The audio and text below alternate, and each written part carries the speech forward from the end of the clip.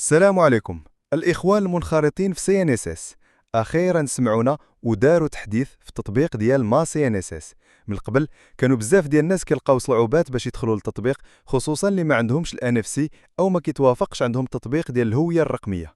التطبيق ما كانش كيبغي يربط المعلمة مع البطاقة الوطنية، وهذا الشيء خلى بزاف ديال الناس محبطين. ولكن دابا CNSS خرجت بتحديث جديد ساهل بزاف. اللي عنده النسخة القديمة يمسحها ويحمل نسخة جديدة من التطبيق. ما بقاش خاصك لا NFC لا هوية رقمية باش تدخل.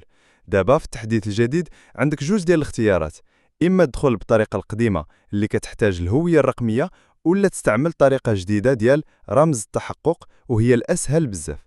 شنو خاصك باش تدخل بهذه الطريقة؟ كتفتح التطبيق وتختار الدخول برمز التحقق.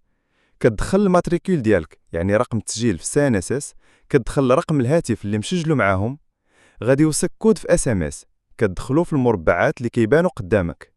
من بعد كتدخل كلمة السر ديالك، يعني المود باس، وهانت دخلتي لحسابك بنجاح. دابا تقدر تستافد من خدمات كثيرة، تشوف المعلومات ديالك، تزيد ولادك، تبدل الحساب البنكي ديالك، وكل شيء بطريقة سهلة بلا صداع الراس. نتمنى ان هذه الطريقة تعجبكم وتسهل عليكم الدخول للتطبيق. ما تنساوش ديروا لايك وبارطاجيو الفيديو باش تعمل فائدة. تحياتي لكم والسلام عليكم.